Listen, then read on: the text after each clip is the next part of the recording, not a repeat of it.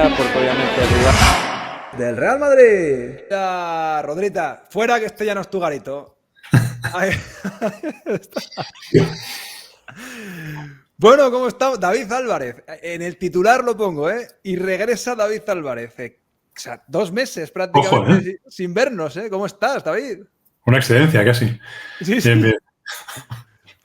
Espectacular el coach del amor, ¿eh? Hay que hacer un spin-off de esto, Sí, claramente. bueno, yo le conocí a Rodra, la noche que yo le conocí a Rodra, menos mal que no puso nombres, pero sí que dijo lo que estaba haciendo y menos mal que no puso nombres, porque lo que estaba haciendo pues no es algo para contarse. Le conocí a Rodra cuando hace 2 años y medio, la víspera del último partido que dirigió Zidane en el Madrid, hasta que vuelva, y le acababa de dejar a él una novia que tenía en aquel entonces y estaba Rodra absolutamente destrozado.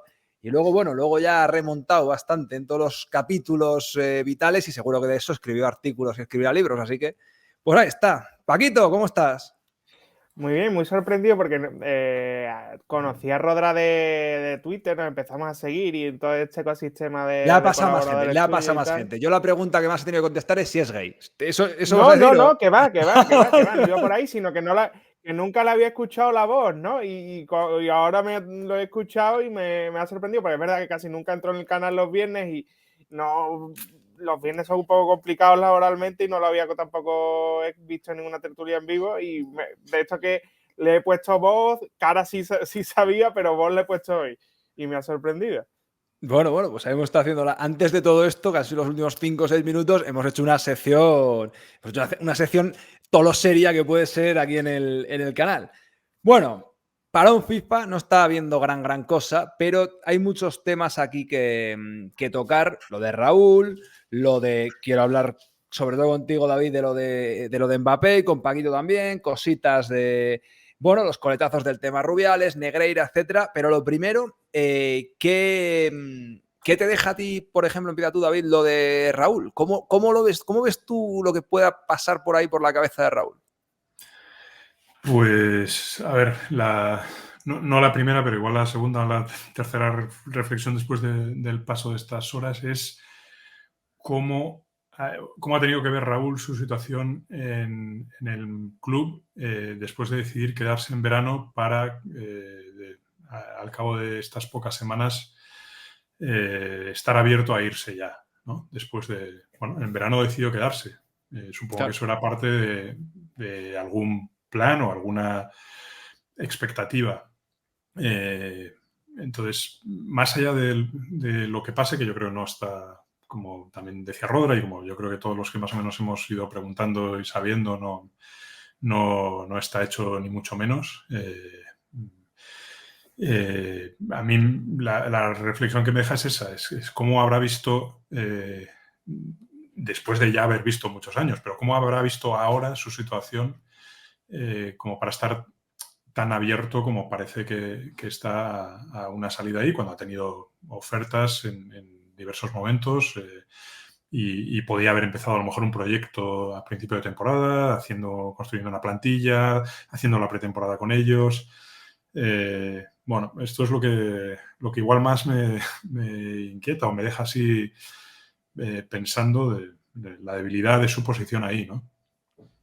¿Por qué crees que es tan, no sé si más de cara a la afición, tal, ¿por qué crees que es tan poco sexy Raúl como perspectiva de primer equipo? Igual, por la comparación con otros, por sus últimos años de jugador, por cómo habla. Es que, o sea, no le he seguido mucho, pero No es por cómo habla, porque si vas a verle algún día, ha mejorado muchísimo. Es como si le hubieran puesto un coach de comunicación. O sea, es un tío empático, sonriente, que se toma tiempo para explicarte las cosas que le preguntas, que responde dando detalles que podría ahorrarse perfectamente.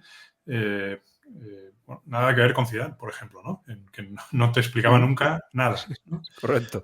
Y lo que a lo mejor recordábamos de ese Raúl medio enfadado permanentemente cuando era jugador y, bueno, no tiene nada que ver con eso. A mí la verdad que las veces que he ido a verle allí y que luego me he quedado a preguntarle y me sorprendió desde el primer día y la verdad que me encanta ir a verle. O sea, me gusta ir a verle, me gusta escucharle cuando explica, me gusta cómo explica, Me gusta la idea que tiene de su papel en la cantera, de lo que significa la cantera, de lo que significa él para los chicos, de cómo aborda el trato con ellos. No sé, o sea, desde fuera no he ido, evidentemente, todos los días ni todos los partidos, pero lo que he visto y luego lo que algunos jugadores o gente que ha trabajado con él cuenta de su exigencia, me parece profesionalmente irreprochable. Supongo que no haber encajado se debe más a cuestiones de feeling y no sé si solo con el presidente, que ya en la última época de Raúl pues no había una conexión como hay con otros jugadores, ¿no? No es lo que tiene con otros, no es lo que tiene ni mucho menos con Zidane, pese a las grandes bofetadas mutuas que hemos visto. No sé, quizá lo atribuyo a eso, no lo sé. Paquito. Sí, a ver, yo estuve yo no tengo información del Real Madrid, nunca he venido al canal a dármelas de eso, pero sí que estuve en la final de Copa, que estuvimos comiendo, que estuvo también David, estuvimos comiendo el viernes en la previa de la final, y recuerdo que un rato, que creo que ya David no estaba, estuve preguntando un poco por Raúl a los compañeros que estábamos varios, estaba la gente de OK Diario, estaba Mario, estuvo Guillermín y pregunté que qué tal Raúl y que si lo veíais en el primer equipo, porque ya estaba viendo ese ruido de sables de Ancelotti Brasil y me parecía una opción bastante lógica con un Madrid de mínimos como el que se preveía, de que quizá no llegase Mbappé todavía, de que no hubiese grandes fichajes más allá de Bellingham, que Raúl podría encajar perfectamente. Y fueron bastante unánimes en que creían que no se iba a dar eso por su feeling con Florentino, en que no tenía feeling con Florentino y que por más que lo estuviese haciendo bien en el filial, que el filial ahí todavía no había disputado la fase de ascenso, que al final no subió, y que no veían que fuese a llegar, y a mí me sorprendía mucho. Y entonces creo que Raúl se ha quedado en tierra de nadie, porque se ha quedado en el filial sin, digamos, el caramelito de dirigirlo en segunda, porque se quedaron a un gol de subir. Se ha quedado en un filial que tiene que reconstruirse porque su núcleo duro se ha ido. Se ha ido Rafa Marín, se ha ido Arriba, se han ido las grandes perlas de ese equipo y sus grandes baluartes se han ido. Entonces, tiene que reconstruir el filial nuevamente, además, con la exigencia de tenerlo arriba en Primera Federación, que me parece una categoría complicadísima, muchísimo más que lo que fue Segunda B, aunque es verdad que en Segunda B había años que había grupos muy complicados. Y encima, sin la opción de verse en el primer equipo a futuro, aunque quién sabe lo que pasaría una vez que Ancelotti se marcha a Brasil, si le van a renovar incluso para compaginarlo, no sé, eso también está muy por definir, aunque no creo que Ancelotti siga más allá del 30 de junio. Entonces, por ahí entiendo que él elija la salida. Es verdad que el timing es un poco malo, pero es el timing que suelen tener los entrenadores, ¿no? Y si el Madrid también ve que tiene una leyenda, que tiene un jugador que respetar, que tiene muchísimo legado, y a un entrenador que tiene mucha proyección, tampoco tiene sentido tenerlo en el Castilla si no le va a dar mucha más bola, ¿no? Creo que por ahí es comprensible que él quiera salir. Y aparte, creo que a todo esto hay que sumarle que a Zidane ya le han tocado otros equipos. Recuerdo que el Eintracht, por ejemplo, estuvo muy interesado en él, que lo sacó Mario en su etapa en Goal, cuando trabajábamos juntos. Y creo que eso no le terminó de seducir por muchas cosas. Irse a Alemania, que es verdad que es un campeonato que conoce, pero que no es su país. Y creo que el Villarreal es idóneo para cualquier entrenador. Salvo esto de Setién, que había un poco más de marejada, el Villarreal es un club que te ofrece competir en Europa, estar con un equipo competitivo casi todos los años, competir por ir a Europa en la Liga, estar entre los 5 o 6 primeros de la Liga casi seguro.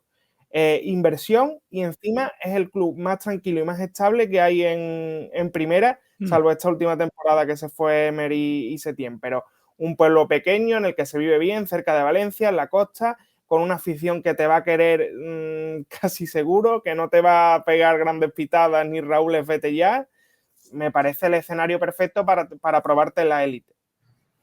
Y es que va a decir mucho de Raúl este paso, ¿no? Si lo da o no, porque es que lo que decía Paquito de En tierra de nadie, es que, joder, lo que decía yo, desde López Caro entre 2001 y 2005, nadie ha estado tanto tiempo en el Castilla. Raúl no parece tampoco la figura casi noventera de hombre de la casa que siempre vaya a estar en el fútbol formativo. O igual no lo parece por lo que ha sido como jugador, pero igual dentro de su corazoncito y de lo que él es y de lo que él se reconoce, igual sí que se vería en eso, pero nosotros no. O sea, es un momento definitorio. Yo creo que a ver, creo no, él sí quiere entrenar en primer nivel, evidentemente eso quiere hacerlo.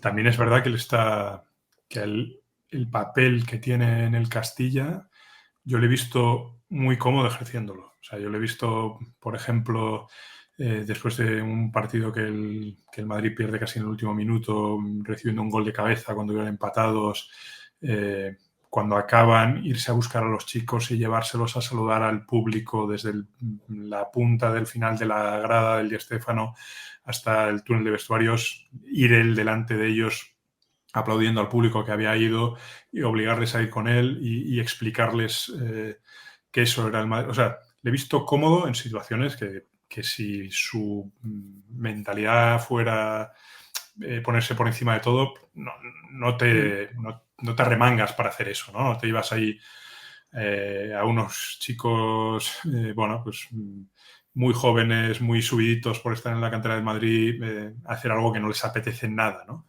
Por ejemplo, hay más cosas de ese tipo. Pero sí, a mí, insisto, sobre todo lo que me sorprende es el momento después de haberlo podido hacer en verano. Y es verdad que quizá en verano no llegó una oferta que le pareciera interesante. Es verdad que sí le seduce la idea de Villarreal y España y el tipo de... Sí, pero no sé, o sea, porque supongo que tuvo que reflexionar bastante sobre qué hacía, ¿no? Después de 4 años, si seguía ahí o ya tenía que volar, porque o sea, en realidad, ¿en qué momento? O sea, podía pensar que iba a dejar el Castilla media temporada ya desde que empezó. O sea, ese era su plan. Quedándose porque... O sea, si se quedó porque no le convencían los otros proyectos, igual lo que se puede pensar es que pensaba, en cualquier caso, irse a mitad de temporada. Y la verdad que no me pega. Sí, sí. Entonces, bueno, no sé, vamos a ver también. Bueno, el Villarreal tiene más conversaciones abiertas. Yo no sé si está tan claro proceso de selección, vaya. Proceso de selección. Sí, pero que ni siquiera Raúl, como sabemos, era la primera opción. Entonces, a ver si no era la primera, también en qué puesto estaba de las opciones. A ver, también por las dos partes. No sé, no creo que sea algo tan... En esta vida, primera opción no fue ni Guardiola. Exacto. O sea, te quiero decir. Y Ancelotti. Ni Ancelotti, ni yo cuando entré en Bein Sports. Sí, no quiere decir nada. Claro, no, me refiero a que, todavía hay más candidatos en la carrera con él para entrenar. Claro, exacto. Villarreal, y el Villarreal además se ha fijado la semana que viene, es decir, no es que quiera hacerlo corriendo hoy, ayer por la tarde, mañana, no, tiene un poco de margen, el parón le da ese margen, por eso tomaron la decisión también en este momento, porque tenían ese margen y no querían hacerlo de otra forma. Vamos a ver, sí.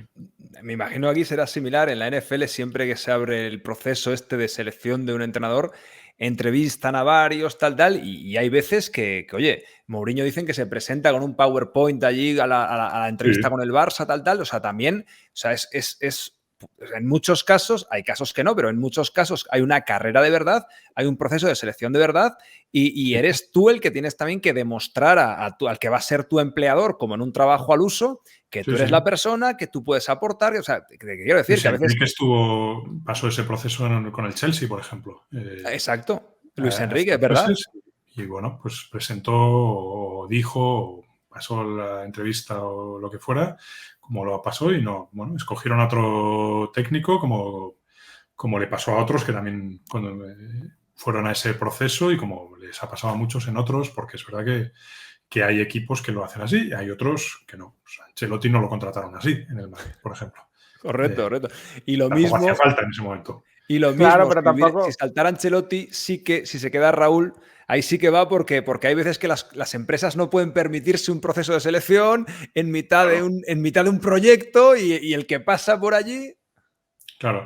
También, De o sea, si pensamos un poco más allá, haciendo un poco casi ficción, si Raúl se va ahora y el sustituto, como apuntan muchos, es Arbeloa, y de repente en el primer equipo todo se tuerce en noviembre, no sé, Arbeloa a lo mejor está en el primer equipo. Sí, sí. O sea, este movimiento, bueno, puede tener también otras derivadas. Yo creo que no va a pasar eso con Ancelotti. Pero bueno, es un escenario que no sería la primera vez que sucede en el Madrid.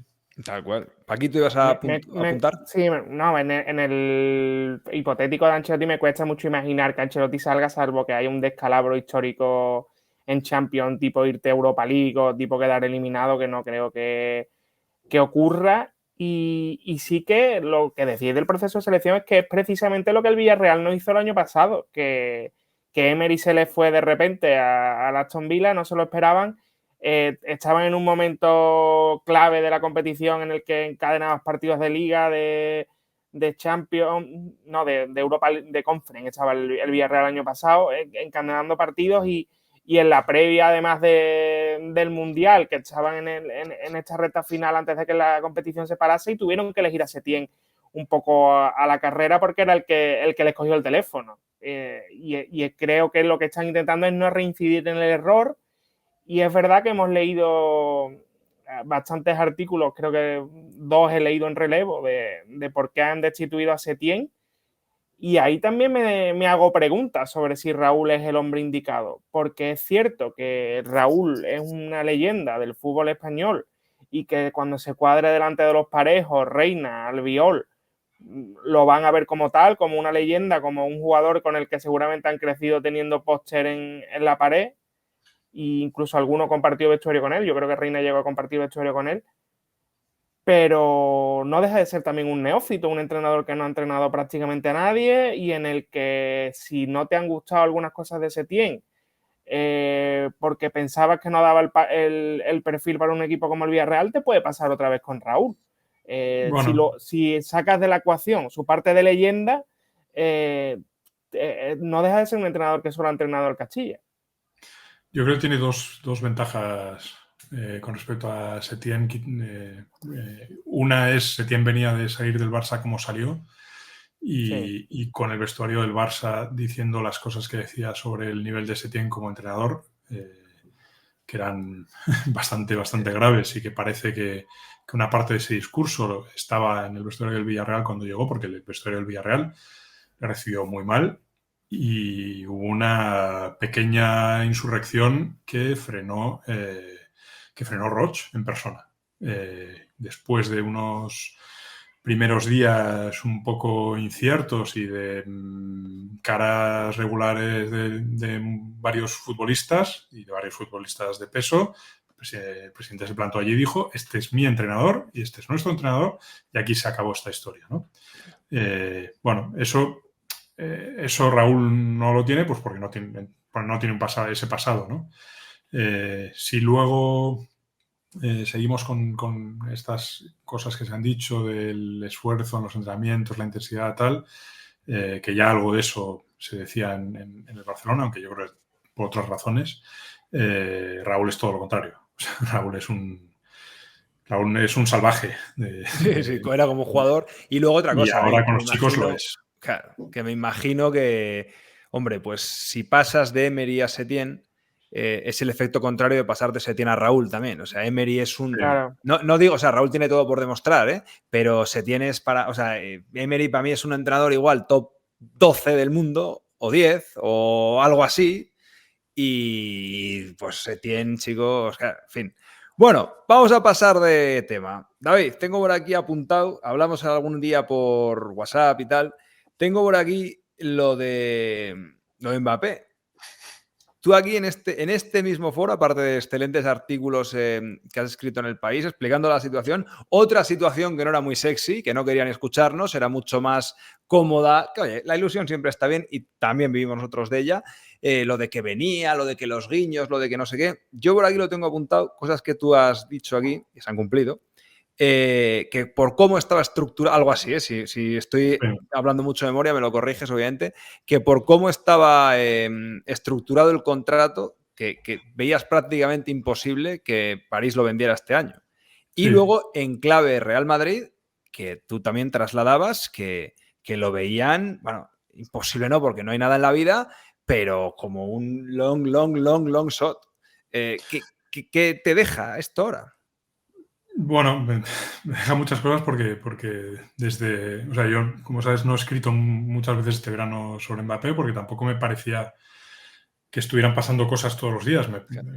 Me asombraba encontrarme con personas que sí que veían que sucedían cosas todos los días y todos los días varias veces, ¿no? Y también te reconozco que muchos días me sobresaltaba con un mensaje que me mandaba alguien y me decía, mira lo que dice este. Esto, bueno, te iba... bueno, lo intentas mirar cada vez, ¿no? Y vuelves a preguntarte si las personas con las que habías hablado durante ese tiempo, lo que te habían explicado sobre la operación de un lado y del otro, pues si se te habría escapado algo, si no habrías entendido bien algo, porque es verdad lo que dices, que pese a todas las dificultades, pues posible era. Quiero decir, había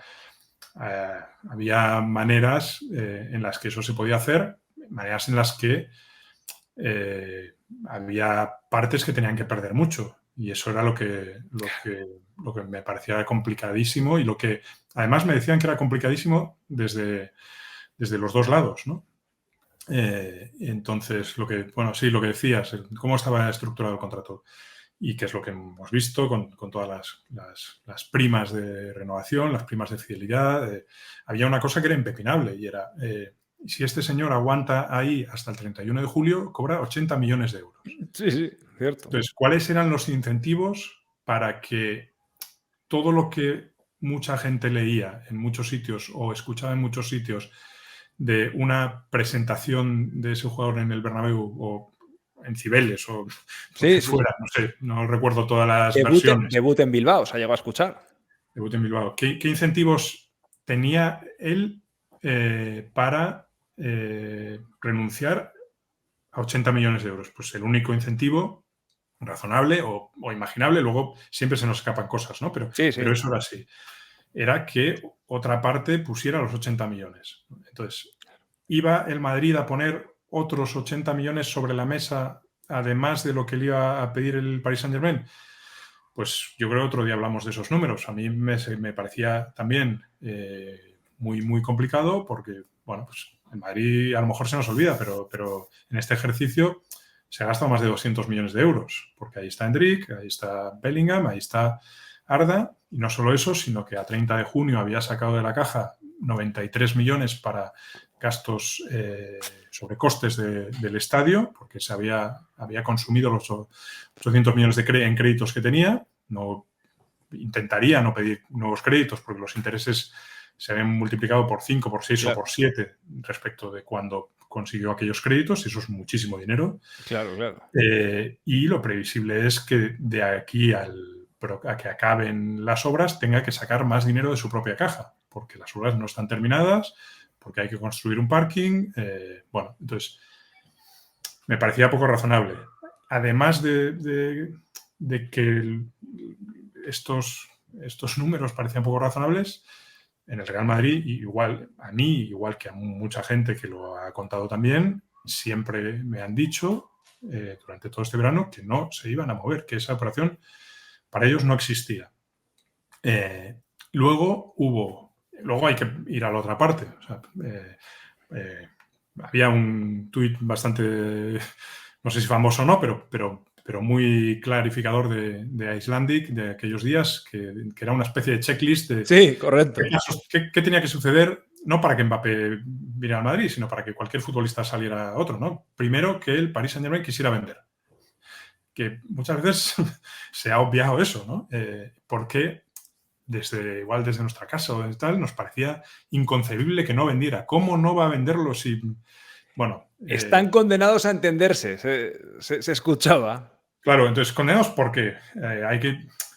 o sea, yo entiendo también que no es tan fácil que alguien del otro lado explique su lógica y sus pasos y tal. Pues, bueno, yo, por suerte, sí he tenido acceso a eso durante este tiempo. Hubo unos días en los que Mbappé estuvo en venta. Y esos días no fueron muchos, pero fueron hasta el 12 de agosto, ¿no? Que jugó el primer partido del Paris Saint-Germain. Y desde, pues a lo mejor un mes, ¿no? El 12 de junio recibieron la carta. Cuando lo verbaliza, ¿no? Cuando la presentación de Luis Enrique, igual, ¿no? Un poco después de eso es cuando decidieron que estaba en venta, sabiendo que antes del 31 de julio era imposible. Es decir, y yo añado, ¿no crees tú que sabiendo que él no se iba a ir? O sea, que lo ponen en venta sabiendo que él no va a apretar el gatillo. Bueno, lo ponen en venta como parte... O sea, todo esto es un juego de posiciones y de intentar llevar al adversario a una posición que pienses que es indefendible. O sea, también hay que pensar que... Ojo, David, y como dije yo en el principio, creo, y de preparar movimientos que puedan venir en el siguiente verano. Claro. O en el transcurso al siguiente verano, vaya. Sí, pero también hay que tener en cuenta que el Paris Saint-Germain empieza este verano, desde que recibe la carta, porque hasta que recibe la carta el Paris Saint-Germain y Kylian Mbappé estaban negociando una ampliación de contrato con bastante detalle, una ampliación de contrato en la que entraban incluso como parte del trato inversiones del fondo catarí en negocios de Kylian Mbappé. Hasta ese detalle de las negociaciones se había llevado. En el momento en el que llega la carta, el Paris Saint-Germain empieza todo este proceso en una posición de debilidad absoluta.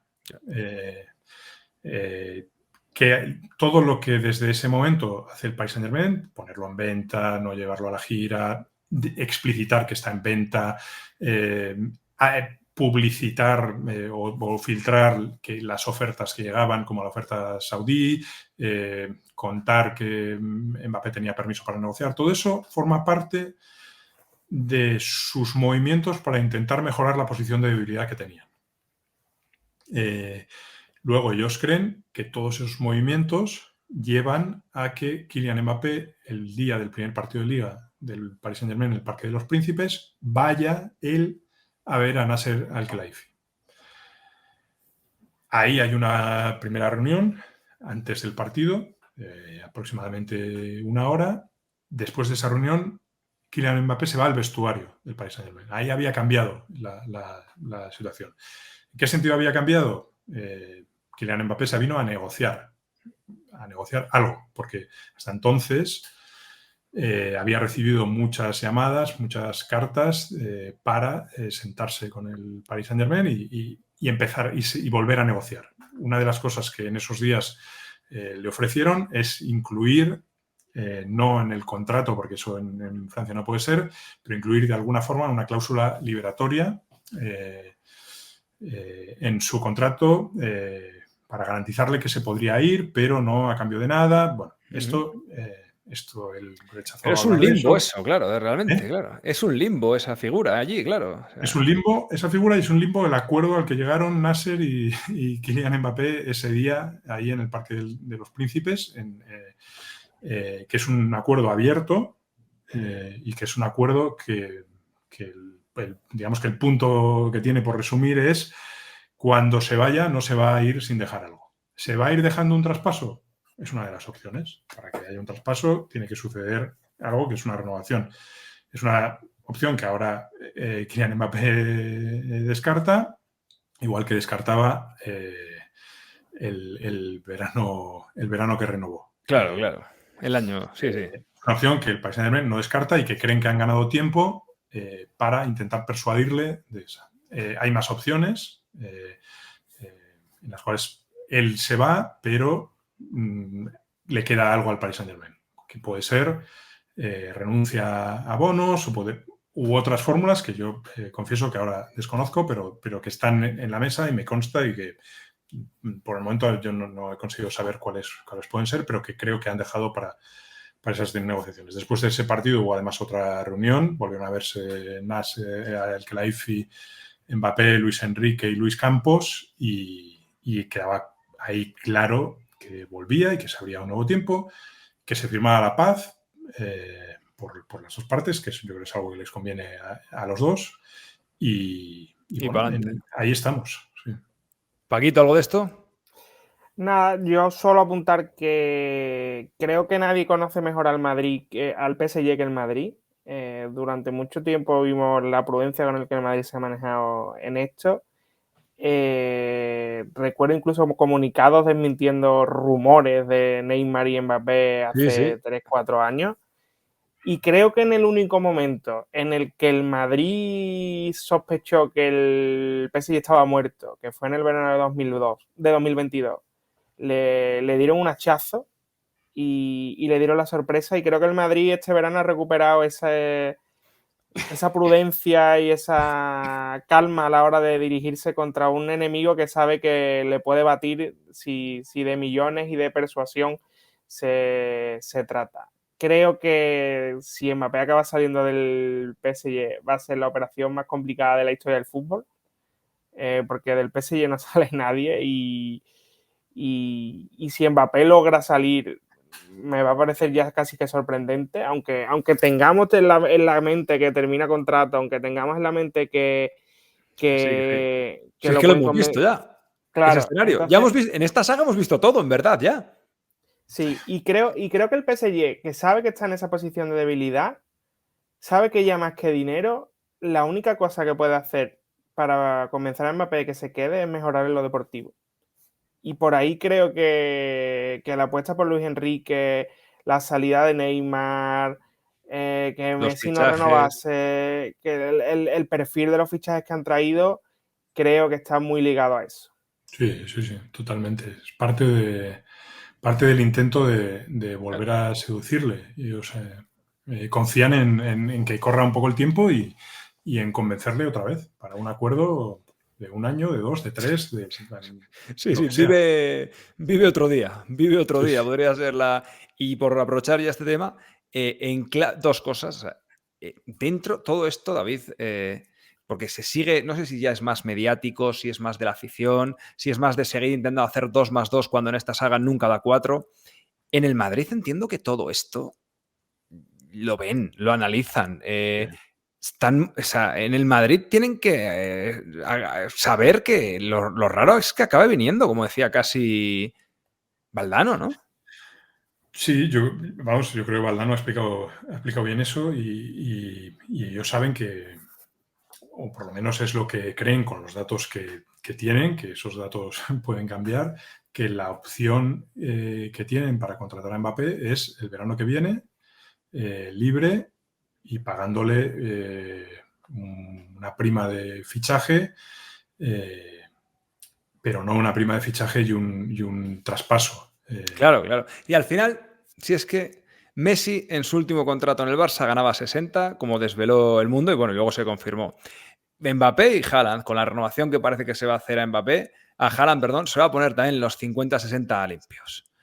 O sea, por mucho que el Madrid pague en gloria y no en dinero, Jorge Valdano Dixit, ya es absurdo pensar que estos chicos se van a bajar de 50 millones. O sea, si el Madrid le puede dar una prima de 150, vale, 150 entre 5 años, pues venga, por hacer la cuenta básica serían 30, más 30 que le pagues al año son 60. O sea, es irreal pensar que el Madrid va a tener uno de estos si no le pone el triple de lo que ha ganado el máximo jugador del Real Madrid. O sea, y claro, tú lo decías, igual hay que pagar más por el estadio porque los intereses están como están. O sea, yo creo que hasta que el Madrid no rompa esa barrera suya, y la romperá si es viable económicamente porque el estadio empieza a facturar y no a generar gasto, es imposible creer en Claro. dinosaurios y que van a venir cobrando 1/3 de su caché. Es que yo creo que por eso el estadio tiene también la lógica financiera, pensar que cuando es realista es el verano que viene, porque el estadio empieza a generar dinero en enero, febrero, por los cálculos que tiene el club.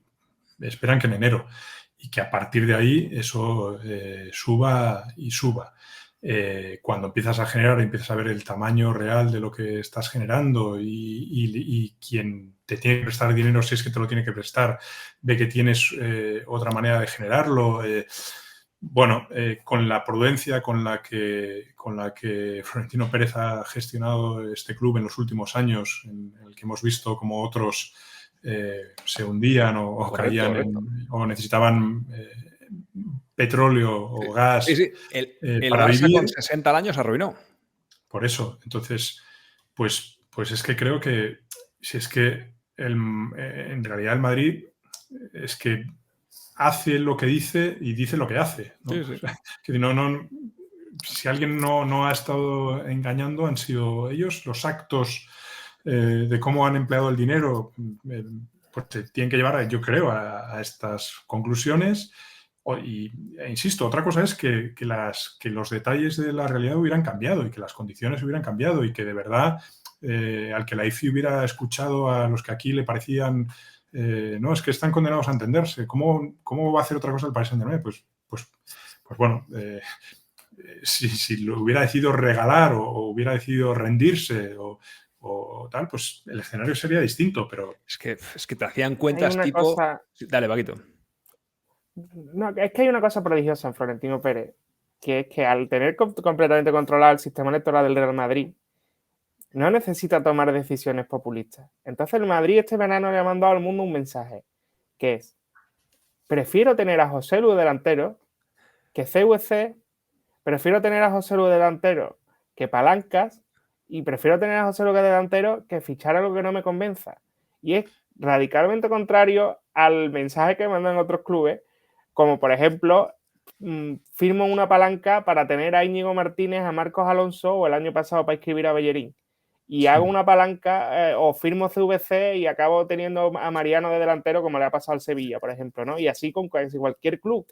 Entonces, esa estabilidad emocional y política que tiene Florentino Pérez es un cheque en blanco para no precipitarse, porque no tiene que prestar atención al ruido externo. Si, lo tiene todo bajo control.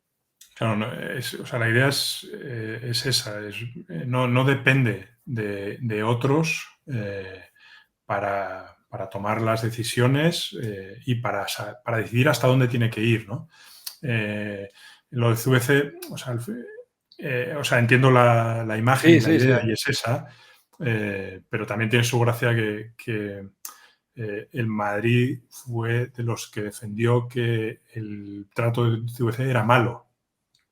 Y lo defendió con números, diciendo que era demasiado caro y llevando la posibilidad de créditos para todos a un precio más bajo que ese, ¿no? CVC se supone, o es de hecho, en parte para mejorar las instalaciones. Bueno, Madrid está mejorando su estadio financiándose a un coste menos elevado, ¿no? O sea, hay otras formas en las que como decía Paco, al final si una cosa ha conseguido con esta manera de gestionar al Florentino Pérez el Madrid es dueño de su destino. No lo entrega no ha necesitado entregarlo por partes, no solo a CVC, sino pues hay otros clubes como el Barcelona que han necesitado fórmulas pues mucho más enrevesadas, con fondos extraños, con dineros fantasmas, a ver exactamente dentro de 2-3 años esas fórmulas dónde están, ¿no? Sí, desde luego. Y que al final, pues bueno, oye, no ha podido traer a estos, pero ha podido tener una súper centro del campo. Las bajas, obviamente, en el delantero, en la central y el portero son tremendas, pero ahí no puedes hacer nada. Y sí, que es evidente que al final hay otra frase que digo, que el Madrid ya no dicta las normas del mercado, pero por lo menos tiene sus propias normas. Y tener en la vida tus propias normas, pues bueno, son las que te llevan a poder conducirte, si son buenas normas, claro, a poder conducirte sosteniblemente con lo que eres. Lo que pasa es que también he pensado una cosa, ¿no? El Real Madrid, una vez que ha contratado a Endrick y se ha dejado ahí pues en torno a 60 millones, y se aproxima el verano y entonces se calienta de manera definitiva el momento en el que hay que tomar una decisión por Bellingham, ¿no? Y ese momento pues coincide más o menos con que se va Benzema, pero bueno, ahí, claro, en el fondo el Madrid tenía que decidir Sí, sí. futuro o presente, porque yo no estoy seguro de que pudiera hacer frente de manera sensata y medida en la situación en la que está a 2 contrataciones de 100 millones. Es que No la creo. gente pide como si fuera gratis, ¿no? Me da la impresión de que esos números no salían de ninguna manera, ¿no? Y esa decisión tiene una lógica en función de unos planes que no son instantáneos, ¿no? Sí, sí. Bueno, por cerrar un par de Y que, temitas y que también. después hay una Dale, dale, cosa, Paquito. por Sí, sí, cerrar sí. esto, Iñaki, que después hay una cosa que no se maneja mucho, que es que el Madrid tiene una masa salarial bastante estable y poco disparatada para lo que se ve en la Premier, para lo que se ha visto en el Barça. Sí, Es sí. decir, que aunque invierta 100 millones, el Madrid ofrece menos dinero que sus competidores. Lo que pasa es que los convence con la frase de Valdano, ¿no? Que el Madrid paga en gloria y no en dinero. Pero salvo que venga el jugador libre, que fue un poco lo que pasó con Álava y con Rüdiger, el Madrid no se suele meter en puja, salvo que tenga el sí del jugador, porque a nivel Y igualar, si empatarte los sueldos, Bellingham no lo monta hace. una puja doble por su salario, lo cual hubiera llevado a una puja al Dortmund también, el Madrid no sé si hubiera podido entrar a eso, ¿eh? O sea, ahí encontró una personita muy especial que es Jude Bellingham, pero es que estos dos, como digo yo, estos no son Mbappé y Haaland, estos son Mbappé SL y Haaland CSL, y lo de la gloria te van a decir, ya, pues yo soy campeón del mundo, Claro. pero pero si yo tengo 100 millones en Instagram, si yo soy cuasi balón de oro y mejor jugador de Europa y he ganado un triplete, o sea, con estos dos esa vía me da a mí que no va tal, pero bueno, oye, se tendrá que construir de otra manera. Que no hay... Sí, es que ese es el escenario y es el escenario en el que se mueve el Madrid desde hace 6-7 años, porque ellos son perfectamente conscientes de las proyecciones de ingresos de la Premier, de las proyecciones de ingresos de la Liga. Y por eso hay un viraje en la política de contrataciones hacia un perfil de jugador o gratis y contrastado y rendimiento inmediato, o apuestas de tipos que pensamos que dentro de 5 años valdrán 120 y no podremos ir a por ellos. Y por otro lado, otra cosa es, y muchas veces se toma, yo creo, a la ligera o como algo hecho o protocolario, cuando en las presentaciones Florentino Pérez hace referencia al madridismo de los chicos que está contratando, ¿no?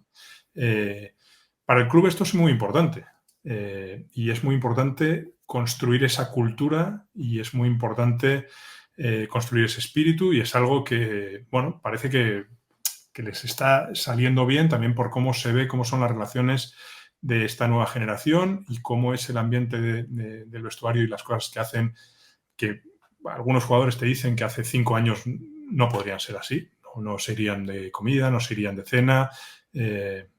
Esto ha cambiado y eso tiene que ver con un trabajo en muchos niveles y con un plan que empezó hace años y que no es casual y que podría haber salido mal también. Y que luego otra de las lecciones de todo esto es que, y fíjate que el Madrid tiene capacidad de atracción, ¿eh? Pero creo que iba exactamente hilado con lo que estás diciendo, David, que es mucho más fácil mantener a este talento, traerlo joven, moldearlo y que vean lo que es el Bernabéu y que vean lo que es tal y que extirpar y que luego nadie lo ha hecho. Es la primera vez en la historia de la era del dinero que los clubes del Middle East tienen a los 2 mejores jugadores del mundo en edad prime.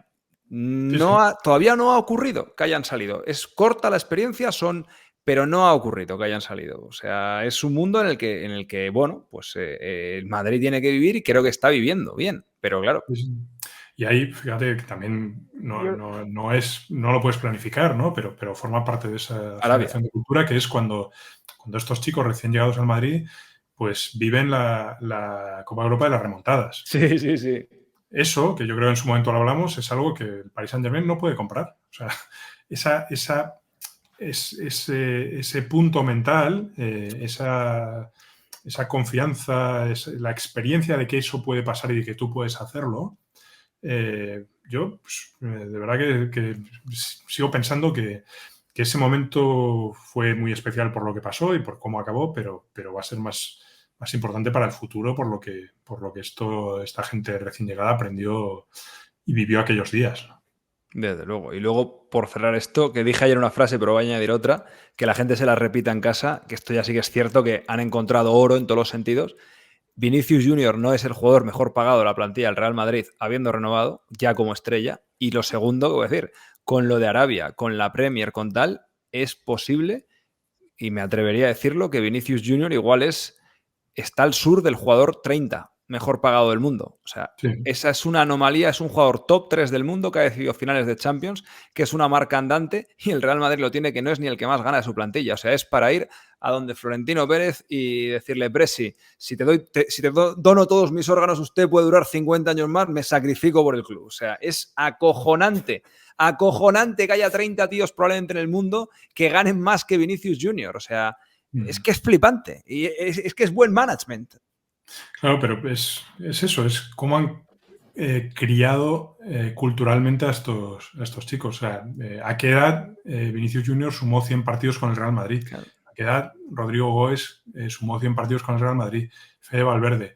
Es que muy pronto han sentido, también porque se lo han ganado, igual Claro, que claro. Bellingham en muy poco tiempo, han sentido que el club es suyo. O sea, que ellos son el club, no que el club es suyo, pero que pesan mucho en el club, que la gente les devuelve mucho.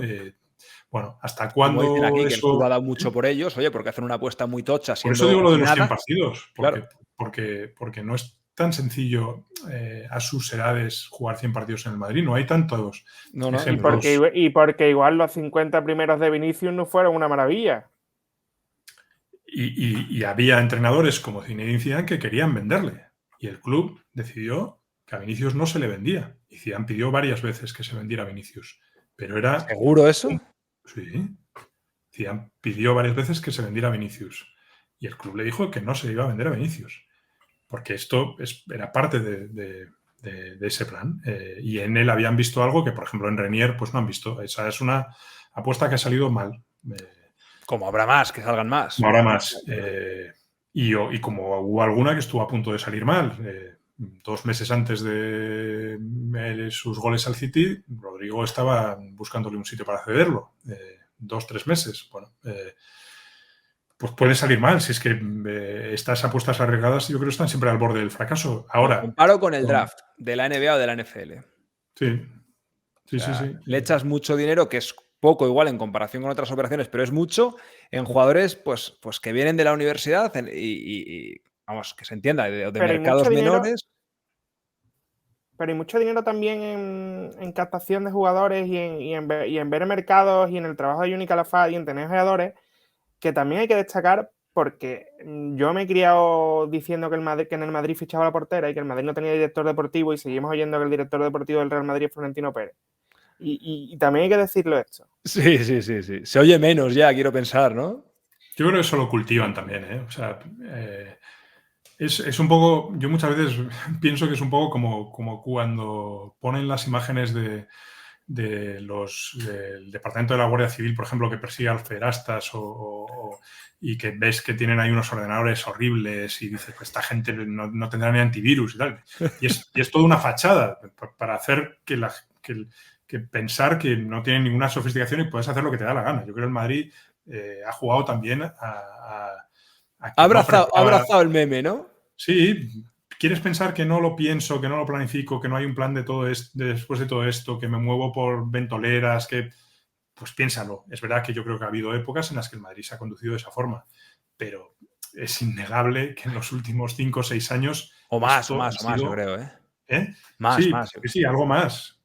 Sí, pero que no creo que les preocupe que se diga eso, porque además eso sobre todo se dice en España. Fuera de España, del Real Madrid no se dicen ese tipo de cosas. Se dicen cosas muy distintas. Y la admiración, el respeto, bueno, no sé, o sea, por Bellingham, por ejemplo, que es lo último, ¿no? O sea, lo que se escribe fuera de España, que en España también, es verdad. O sobre el césped, de cómo funciona el nuevo césped, sobre el estadio, bueno, fuera yo creo que se entiende un poco mejor o se pone un poco más en perspectiva porque está fuera, digamos, de estas batallitas que tenemos siempre entre un equipo y otro y que pues, al final no nos deja ver en un lado, en dos o en tres cosas en las que sí se fijan más allá, ¿no? Tal cual. Bueno, queridos, pues bien la reentrada, David, ¿o qué? Bueno, ahí estamos, ¿eh? No te digo que no habría alargado un poquito más. Pero ¿han sido vacaciones o cuánto tiempo has estado sin escribir un artículo, por ejemplo, sin trabajar para El País? He estado mis 4 semanas de vacaciones que interrumpí el día que viró la situación de Mbappé después del partido ese del Lens y volví a mí esto mientras todo el mundo me mandaba cosas de mira lo que dice, no sé qué, mira Voz Populi, o sea, sobresalto tras sobresalto, pero no ha sido tanto, lo que pasa es que yo creo que se ha solapado con las tuyas. Claro, sí. Yo estuve aquí todo julio. Claro, exacto. Hiciste hasta la semana que fui a Japón estarías, o sea, fue la del 21, pues sí, mes y medio. A Paquito ya lo he tenido más por aquí. Claro. Yo he tenido menos vacaciones por el cambio, así que, pero bueno, ya las recuperaremos. Eso, nunca es mal momento para recuperar vacaciones. Bueno, queridos, gran trabajo como siempre. Nos vas muy bien con vosotros. La semana que viene más. Adiós. Abrazo.